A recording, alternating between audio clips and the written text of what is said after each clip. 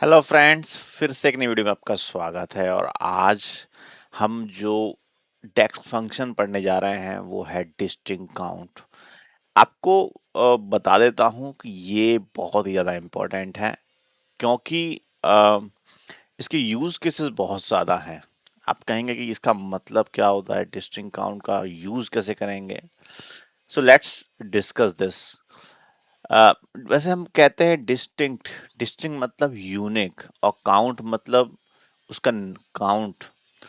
तो आज अगर हम देखते हैं, distinct count returns the unique number distinct values. Okay, तो अगर आपके पास एक कॉलम है, उसमें कई सारे डुप्लीकेट्स हैं।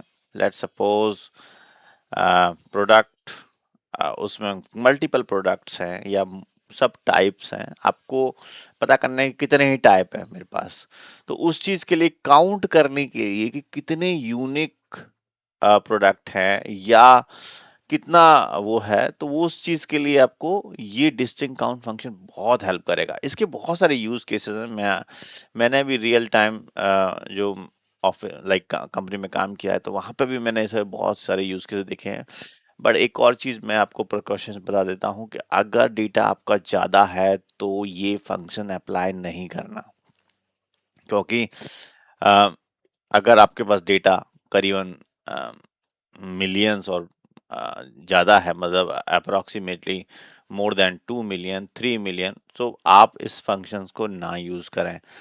उसकी जगह और भी चीज़ें हैं जो मैं बताऊंगा, बट फिलहाल जो ये है, पर है यूजफुल बहुत सारा ये फंक्शन। तो क्या है कि ये डिस्टिंक्ट वैल्यूज को काउंट करता है। ठीक है, कुछ भी हो मैं आपको एक्सप्लेन भी करूंगा, दिखाऊंगा एग्जाम्पल के साथ। हाँ, it ignore duplicate values definitely, ये आपका इसका मेन पर्पज है। अगर आप यहीं पे देखें इस टेबल में ऑर्डर आईडी और कस्टमर है, तो इसमें कितनी रोज हैं? 2 3 5 रोज हैं। और 5 रोज में अगर हम कहें कि डुप्लीकेट रिमूव कर दो कस्टमर कॉलम में से, तो कितनी बनेंगे?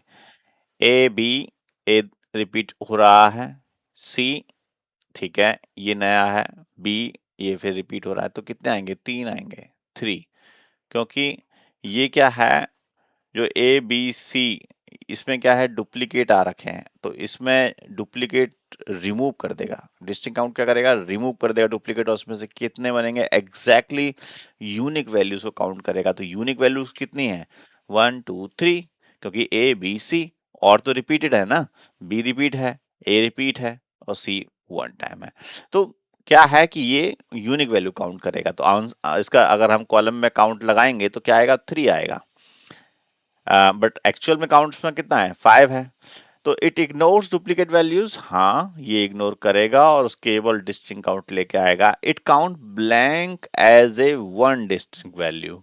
अगर इसमें ब्लैंक भी होता तो उसको भी एक वैल्यू काउंट करता। ये इंपॉर्टेंट चीज, जब भी आप काम कर रहे हैं तो ये इस बात का ध्यान रखें कि डिस्टिंक्ट काउंट एक ब्लैंक को भी काउंट कर लेता है as a one value. Function का जो लाइक सिंटैक्स है, डिस्टिंक्ट काउंट है और ब्रैकेट स्टार्ट, उसमें कॉलम आपको डिफाइन करना पड़ेगा। Accept only a column, can not accept an expression, कोई भी एक्सप्रेशन नहीं लगा सकते। रिटर्न ए नंबर, एक नंबर रिटर्न करता है। तो ये तो रहा डिस्टिंक्ट के बारे में। ठीक है, तो पहले से देखते हैं, फिर उसके यूज कैसे समझेंगे।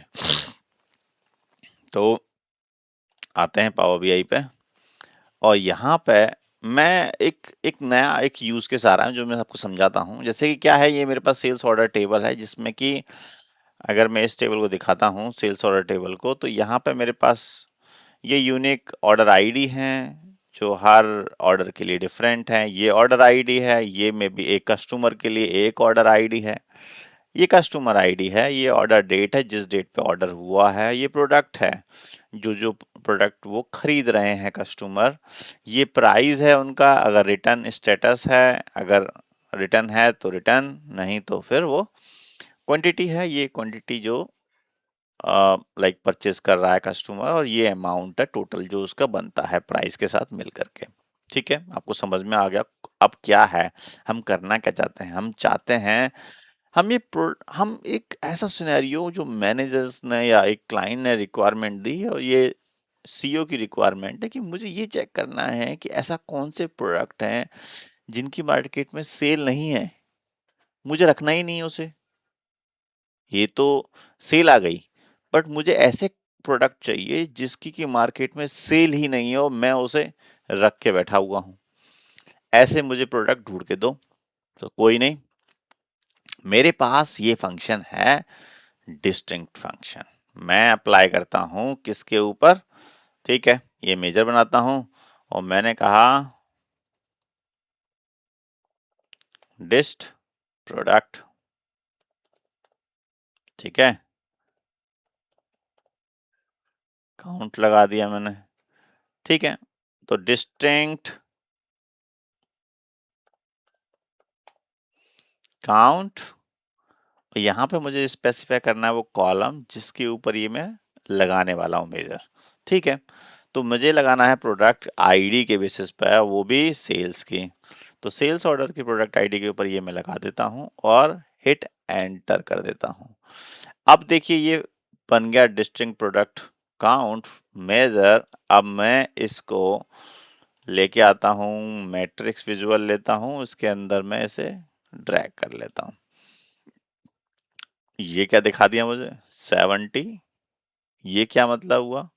ये कह रहा है कि 70 टोटल जो डिस्टिंक्ट जो प्रोडक्ट है वो 70s है। ठीक है भाई, अब मुझे क्या चेक करना है कि डे वाइज, ठीक है, हर ऑर्डर डेट पे कितने डिस्टिंक्ट हैं। ठीक है, वो ऐसे नहीं देखूंगा, मैं ऐसे देखूंगा। और ये मुझे दिखा रहा है डेली का डिस्टिंक्ट काउंट की 31 तारीख को, 31st को 33 ऑर्डर जो थे सेल हुए थे, 1st तारीख को 41 सेल हुए, फिर बढ़ रहे हैं। पर मुझे इस बस ये पता लगाना है कि ऐसा कौन सा प्रोडक्ट है जो कि सेल नहीं हो रहा है मार्केट में, उसकी कम डिमांड है। ठीक है, वो कम सेल हो रहा है। तो मैंने क्या करा, प्रोडक्ट नेम उठा लाया मैंने कि ठीक है इसके प्रोडक्ट देखें ऐसे कौन से प्रोडक्ट है भाई। तो प्रोडक्ट नेम उठा लाया, उसके काउंट है सामने। आप ये सोचिए कि ऐसा क्या पता पड़ेगा कि जिससे कि हम ये कह सकें कि ये सेल हो रहा है, ये नहीं हो रहा। इसका मतलब हमारे को जो प्रोडक्ट है उस दिन उसका काउंट नहीं दिखाएगा। जैसे कि अगर आप देखें ये ये जो 43 इंच स्मार्ट टीवी है, इसका काउंट नहीं दिख रहा। इसका मतलब ये 31 तारीख को सेल नहीं हुआ है। और ये 5G एंड्रॉयड स्मार्टफोन ये 3 दिन सेल नहीं हुआ है। पर ये तो फिर भी सेल हो रहा है। पर ऐसे प्रोडक्ट जो कि कम सेल हो रहे हों, तो हम अगर स्क्रॉल करें, ओ ओ ओ एक प्रोडक्ट मुझे दिख रहा है जो कि सेल नहीं हो रहा है, वायरलेस नॉइज कैंसलेशन ईयरबड। ये बेफिजूल का है, इसका मतलब इसकी डिमांड है ही नहीं है मार्केट में और मैं इसे लेके बैठा हुआ हूँ। कब से लेके आ रही है, बीच में बहुत कम आ रही है। आप देखेंगे कि इसकी डिमांड बहुत कम है, इसका मतलब इसे रखने का कोई फायदा नहीं है। मतलब ऑलमोस्ट अगर आप देखेंगे इसकी जो डिमांड है बहुत कम है। तो I think I need to get rid of this product in my inventory. Okay, so ये प्रोडक्ट को मैं ऐसे इस तरीके से ये मेरा हेल्प कर सकता है। कौन? जो डिस्टिंक्ट काउंट फंक्शन है। इसके यूज केसेस कई सारे हैं। मैंने अभी रिसेंटली काम किया है और मैंने क्या है मेरे पास एक यूज केस समझिए कि हमारा कंपनी में यहाँ पे एम्प्लॉयज क्या करते हैं, दूसरे क्लाइंट्स के लिए काम करते हैं। वो क्या करते हैं कि उनके ऑर्डर्स, उनके कोड्स हैंडल करते हैं। प्रोडक्ट किसी और कंपनी का, हम सेल कर रहे हैं। जब हम सेल कर रहे हैं तो हम क्या करते हैं कि हमारे जो एम्प्लॉयज हैं जो सेल कर रहे हैं, कोड्स मतलब जो कि कोड भेजेंगे, अगर वो कस्टमर को पसंद आ गया तो वो एक्सेप्ट करेंगे और ऑर्डर प्लेस करेंगे। यही होता है। तो कितने कोड्स पे काम किया, कितने ऑर्डर्स पे काम किया, किस दिन काम किया, किस क्लाइंट के लिए काम किया, हर डिटेल हम रखते हैं। तो हम कर क्या रहे हैं कि जो भी कोड्स का डॉक्यूमेंट नंबर होता है, जो भी कोर्स का और ऑर्डर का जो बुकिंग ऑर्डर का जो भी नंबर होता है, हम उसका डिस्टिंक्ट काउंट ले रहे हैं। हम उसका क्या ले रहे हैं? Distinct count. और हम ये चेक कर रहे हैं कि एक एम्प्लॉई मतलब कित, कितने कस्टमर्स पे या हम कितने उस पे काम कर रहे हैं। उसने एक दिन में कितने कस्टमर को डील किया, यूनिक कस्टमर्स।